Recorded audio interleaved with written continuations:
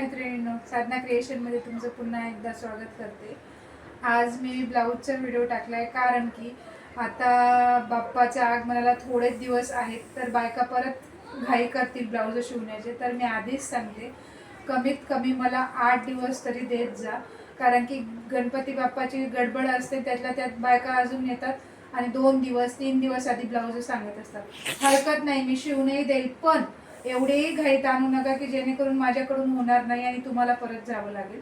तर कृपया करून माझं हेच सांगणं आहे की तुम्ही लवकरात लवकर साड्या घ्या।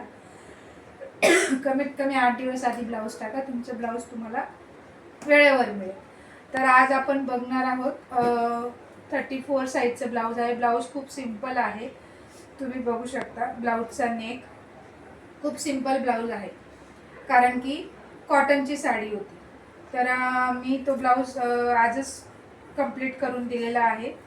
पुढे तुम्ही बघू शकता, ब्लाऊजच्या स्लीव खूप सुंदर आहे आणि फिनिशिंग पण तुम्ही बघू शकता। तर स्लीव या छोट्या होत्या आणि त्याला मी बुट्ट्या लावलेल्या आहेत आणि बॅक नेक हा खूप सिंपल होता। पण ब्लाऊज जरी सिंपल असलं तरी पण तुमची फिनिशिंग ही व्यवस्थित आली पाहिजे, जेणेकरून ते सिंपल ब्लाऊजही सुंदर वाटायला हवं। आता हे टक्सचं ब्लाऊज आहे, 34 साईजचं आहे। तुमची फिटिंग ही व्यवस्थित असेल तरच कस्टमरला ब्लाऊज हे आवडेल, भलेही ते सिंपल असो, पॅटर्न असो, काहीही असू द्या, तर तुमची फिनिशिंग ही व्यवस्थित आली पाहिजे।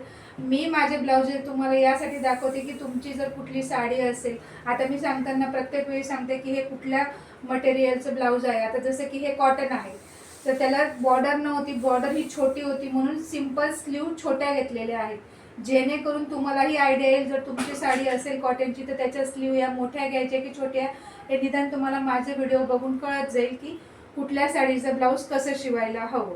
तर माझा प्रयत्न हाच राहील की जास्तीत जास्त तुम्हाला कळायला हवं की तुमचं ब्लाऊज हे माझी जी डिझाईन शिवलेली आहे जे तुम्हाला आवडलं, तर तुम्ही तुमच्याकडचे जे टेलर आहेत त्यांना तुम्ही सांगू शकता। त्यामुळे मी हा व्हिडिओची पूर्ण तुम्हाला डिटेल देत असते, कुठल्या कपड्याचं आहे कुठल्या नाही तेही मी सांगत असते आणि प्रयत्न करते की जास्तीत जास्त तुम्हाला ब्लाऊजची माहिती मिळेल।